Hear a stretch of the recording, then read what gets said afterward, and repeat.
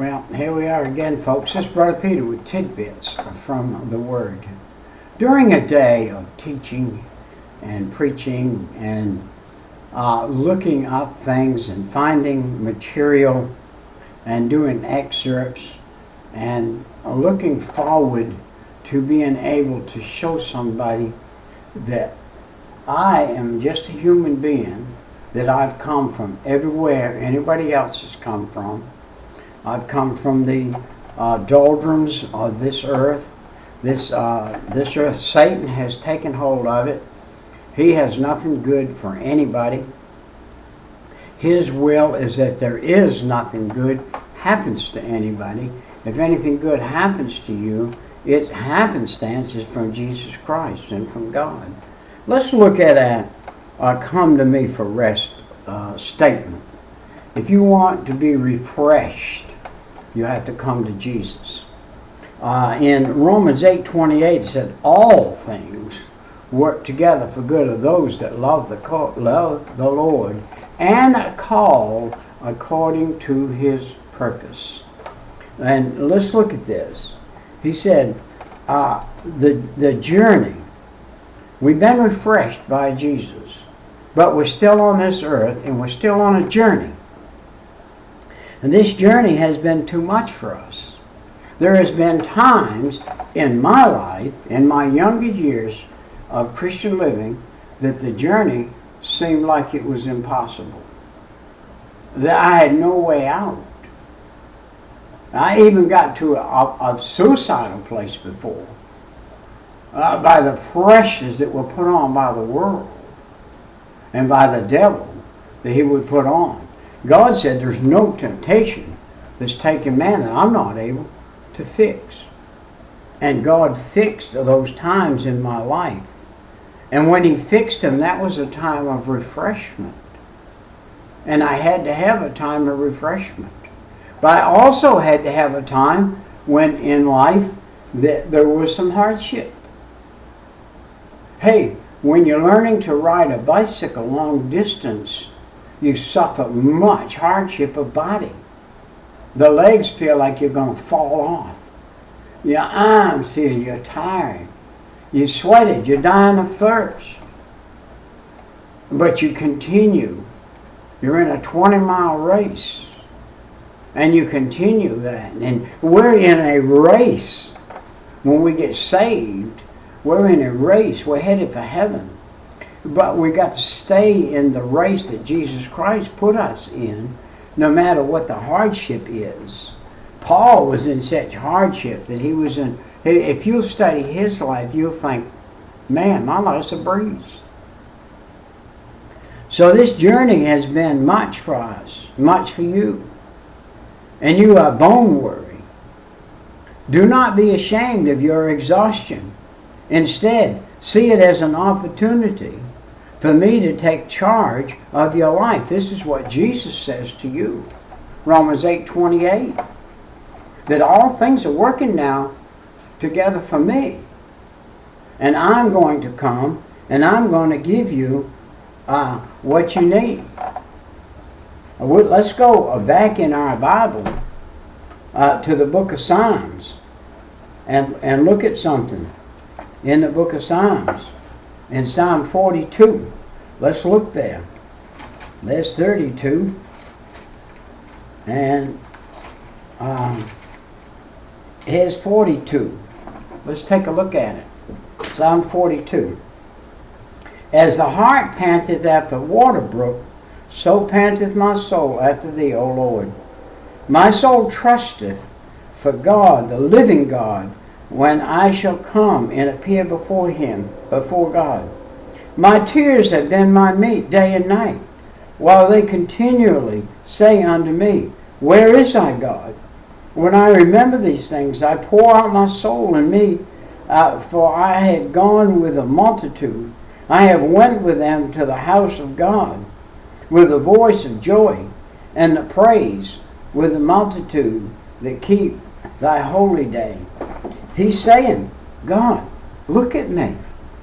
Look at me. I keep your holy day. I am there.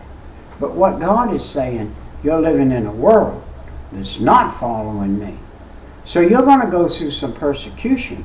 You're going to have some times, and I'm going to show the world that I'm going to bring you out of those times, so that when they're in those times, they can look at you and say, you remember Brother Peter? You remember when he was out there in Rosemont living in a house that had no power and no food in it, and the family was pretty destitute, and he was your child? And you sent some deer meat over there to him for Christmas Day, and they had deer meat that day? Do you remember those days? He had no telephone, he had no way to go. And you took care of him, and you brought him out of that place, brought his family out of that place. Do you remember that? Yes, God remembers that. God delivered me from that. And I've been there. I'm not a man standing before you that's been exempt of these type of things.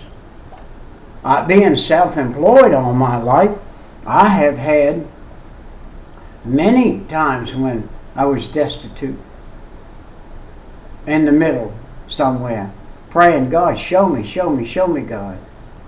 Sometimes I stepped out on my own and went the wrong way, and then I had even a worse calamity at the end of that. Had to get back in the good graces of God. Do not be ashamed of your exhaustion. Instead, see it as an opportunity for me to take charge of your life. Remember that I can fit everything into a pattern for good, including the things you wish were different. Start with where you are at that point of time and space, accepting that this is where I intend you to be, that you will get through the day one step, one moment at a time, and your main responsibility is to remain attentive to God or to me. Paul was, man, don't you know, when he's 3 days swimming, 3 days in the deep, by himself, his last second he's saying, God, I'm fixing to go under. And God said, I'll get you out now. God allowed his servant, his greatest servant that we know of in the Bible, walking on the earth, God allowed him to go through trial after trial after trial after trial after trial. The devil tried Paul the Apostle to the nth degree, and he didn't fail. He stuck with the Lord, and the Lord brought him by. Look at the place that Paul earned in the heavenlies, where he's going to be. Responsibility is to remain attentive to me, letting me guide you through many choices along the path. God is guiding us. We ought to keep our mind stayed on him. We read just 42, we read a couple verses. Look at 5. Why art thou cast down, O my soul? And why art thou disquieted in me? Hope thou in God, for I shall yet praise him for the help of his countenance. Ooh-wee. I mentioned a few minutes ago being in a place to where the devil was. How we ended up in that house, God only knows. He's the one that had us end up in it. It was a possessed house. You say, do you believe in houses being possessed? I don't just believe it. I entered into one time. Doors opened and closed. The walls talked. Everything around it would happen. I have no idea.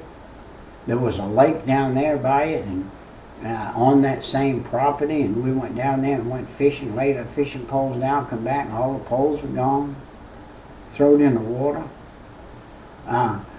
Just an evil place, and God delivered us from that. And the last thing, one of the last things that happened there was we stepped out of the bedroom, and the whole ceiling, every inch of that ceiling, fell on the bed and on the floor. Look, the devil's real, and he seeks out to destroy whom he can. and he comes after you. And when you're in your young Christian life, he comes after you hard, and he wants to get you. This sounds like an easy assignment, but it is not. Your desire to live in my presence goes against the grain for the world. The world and the flesh and the devil are three things that are against you. Much of your worriness results from your constant battle against those opponents. However, you are on the path of my choosing, so do not give up. Hope in me, for you will again praise me for helping you in my presence. Listen, we're amongst people. I talked with a lot of people this week. We're doing something at our church. And I said, it's a $15 ticket to go, but you can go this week for $1. And you know, I've had people tell me, you know, Pete, I don't think I've got $1. I give them $1. I take $1 out and give it to them, put it in the track, one of my tracks. And I say, you get down there, I'll make sure you go through. There are people in this world today that do not have $1. They have, when they did have $1, they bought a pack of cigarettes with it, or $2. And now they don't have a penny. But they have a habit. The devil has honed them in and is robbing them of their life and causing them to do things that are opposite of God. And now they don't have $1 to do something with that would be something that would secure their soul. He said, I am above all things. I'm above your problems. I'm above your pain. I'm above the swirling events of the ever-changing world. He said, when you behold my face, you rise above circumstances. He says, look at me. Follow me. Put your eyes on me. Don't take your eyes on me. And rest with me in the heavenly realms. Have your mind stayed on Jesus. In Ephesians 2 and 6, Matthew 14, 28 through 32. This is the way of peace, living in the light of my presence. I guarantee that you will always have problems in this life. It's a guarantee you'll have problems in this life. But they must not become your focus. Don't dwell on your problems. Dwell on the one that can get you out of your problems, Jesus Christ. The one that can show you why you have the problems. When you feel yourself sinking in the sea of circumstance, say, help me, Jesus. Show me the way. Teach me where my problem lies.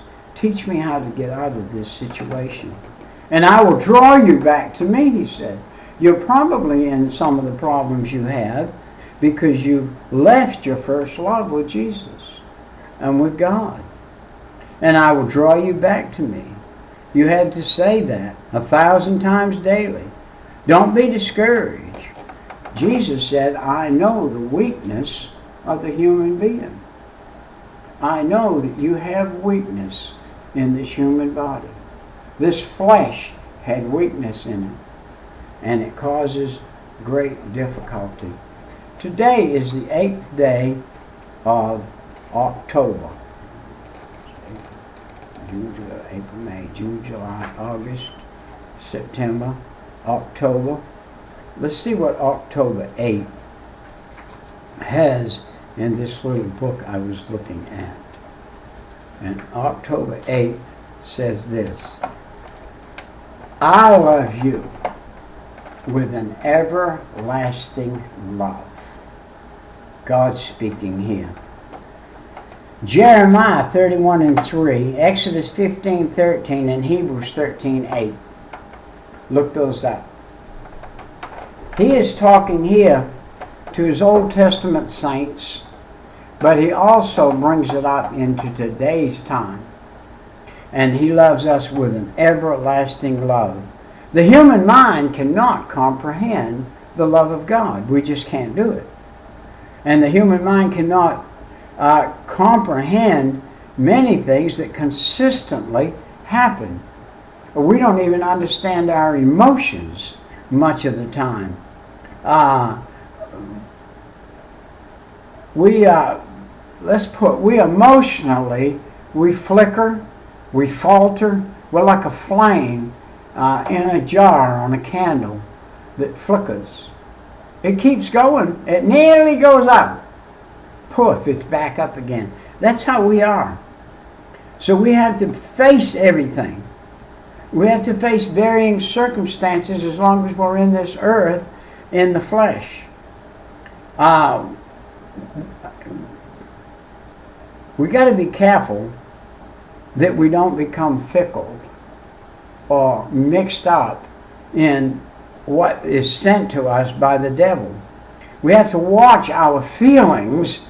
Feelings will fail us when the fact is that Jesus Christ will come and heal us from the place that we're in.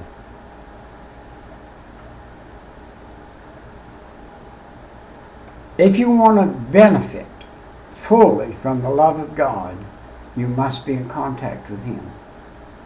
You must have said, Jesus, I am a sinner. Forgive me of my sin, come in my heart and save my soul. If you've done that, you know that you're in. Now you've taken on a new enemy. The devil has become your enemy. And he don't like you. So you need to look beyond the flux of circumstances. This writing that this person did in this particular book, as ages of old, when you use the word flux, you're talking about like a lamp. And then that lamp, the shade, will get black inside. The flux from the flame, from the fuel, will get the shade dark. And living in this world, we get dark sometimes. We get sooted up.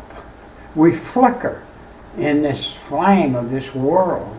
And God has to come along and clean our lampshade every now and then and help us out and give us what we need. We need to look beyond that flux.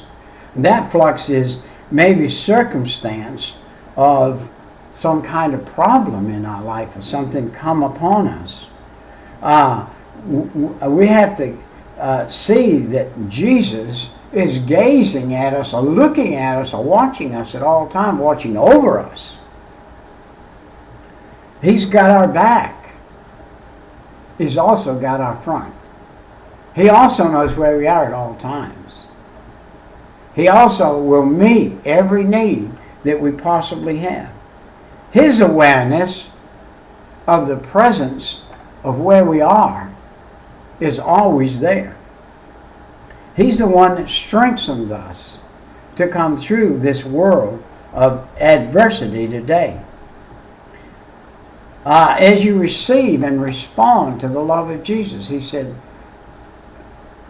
seek me first, and I will answer. I will come. I will sup with you. I will be with you. I will help you. I am the same yesterday, today, and forever. Let my love flow into thee continually. You need for me as constant as the overflow of my love is to you. You need to have God as close to you at all times as you have air. How close do you have air? What happens if you hold your breath 3 minutes? There's hardly a human being alive today can hold his breath 3 minutes.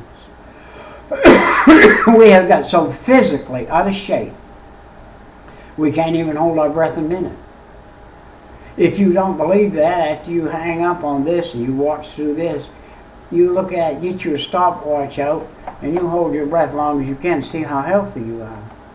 A good, robust, healthy man can hold his breath 3 minutes. But a man that's out of shape, weak, and decrepit and kind of in his body, he can't hold his breath 1 minute. I don't know if I could hold my breath 60 seconds. And I actually do try to take care of my body. I'm 77 years old, and God has given me a pretty healthy body. And so Jeremiah 3:33 is a thing I would like to read in the book of Jeremiah, chapter 3 and verse 33. We'll get there in a minute. I got to put my pens down where I can get my hands free. In the book of Jeremiah in the Bible. Can you find the book of Jeremiah in your Bible? Are you familiar enough with your Bible that you can find it? Are you in it enough so that you can find it? And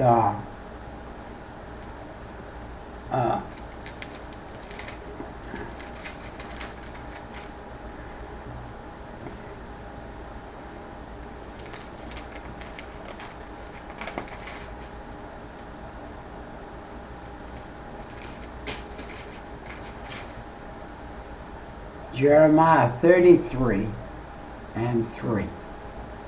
Do you know that as you get in the Lord, if you're not careful, the devil would seek to confuse your mind? Jeremiah 33 and 3. Call unto me. Call unto me. God speaking here. After the kingdom of David. This is a prophecy in the kingdom of David. Jesus said, I am after the kingdom of David. And that is the Davidic community, the Davidic time, the David time. A man after God's own heart.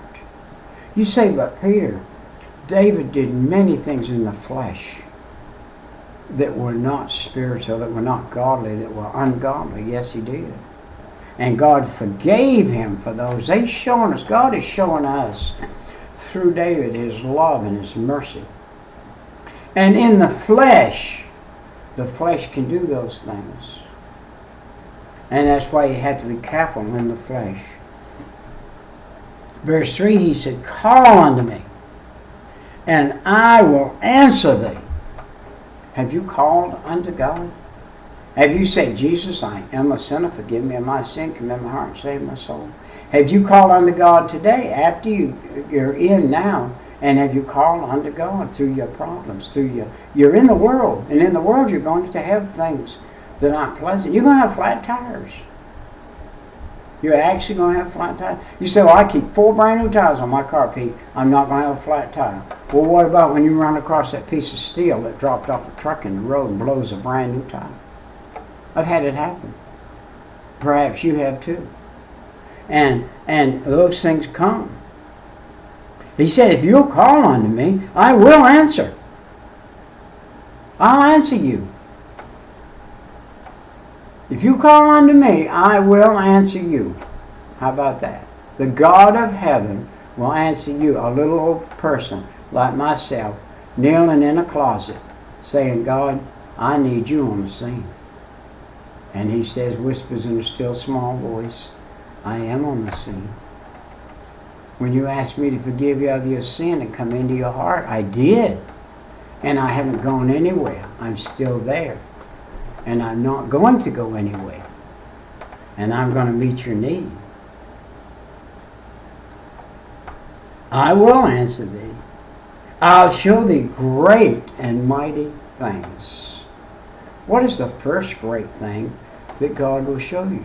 If you put your trust in him, he'll give you peace of mind and heart in the midst of a storm. Great and mighty thing which thou knowest not. I said a few minutes ago, I'm 77. I lost my wife. Well, let's put it this way. My wife went to be with Jesus April 5th this year. We were married 63 glorious years. Our first years of marriage, I was a heathen, a hellion, a mean, ugly person in the sense of the word. But I was civil at home. And my wife was civil to me through all of my delinquency. Back in our younger days, everybody didn't drive. And my wife didn't drive. And I worked a job that worked 12, 16 hours a day. I was away from home many, many hours. We didn't have a telephone. There was no communication, none, nada. For 12 or 16 hours. Sometimes the factory I worked in had to work around the clock for even a day, 2 days sometime, and I wouldn't be home for 2 days. And my wife stayed with me. She stuck with me through thick and thin. She stuck with me when I got into alcohol. She did the same thing God did with me. He stayed after me. And finally, one day at the age of 30, it got me, and our life turned around. And from that day forward, I asked God to give my wife the best possible life she could have. I bought my wife flowers. I bought my wife a box of chocolates every week. I treated my wife like gold that she was. She was gold. She was probably one of the best women that ever walked on this earth. She was like the lady in the Bible who knit the purple and fine linen and stuff and gave it to people. She knit every baby that was born for 30 years or so in our church a blanket. She knit many, many, many of the mothers and grandmothers in the church a blanket and gave it to them. She knit all the time, her fingers to the bone, and was pleasant. Took care of the nursery for right at 40 years in the church. She was that woman in the Bible that should be on a pedestal, and was. And as far as I'm concerned, still is, and she's with God now. Will I see her in eternity? I can't answer that question. I've searched the Bible over. I believe I've come to the decision that what is earthly, and what is heavenly. Our duty in heaven is not going to be to worship our wife. I had to be careful down here. I didn't put my wife ahead of God and put her on a pedestal that God was supposed to be on. I had to be careful I didn't do that. But on the earth, she was the best thing I had on the earth. And now I'm learning to live without that best thing I had on the earth. And I'm able now to give a lot more time to God, to do these excerpts. I always did them freely. I've been doing these for years, and I did them freely. She's right there in the bed, and I'm up doing an excerpt, and she doesn't pay too much attention to me. She learned how to sleep through it. And I didn't disturb, it didn't disturb her. When I moved upstairs and out of the way so it wouldn't disturb her, she didn't like that as well as me being in where she was.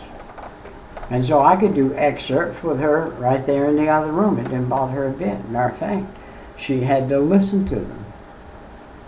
So 33:3 said, call unto me. Look at verse 4. For thus saith the Lord, the God of Israel, concerning the houses of the city, and concerning the houses of the kings and of Judah, which are thrown down by the mounts and by the sword. Now listen.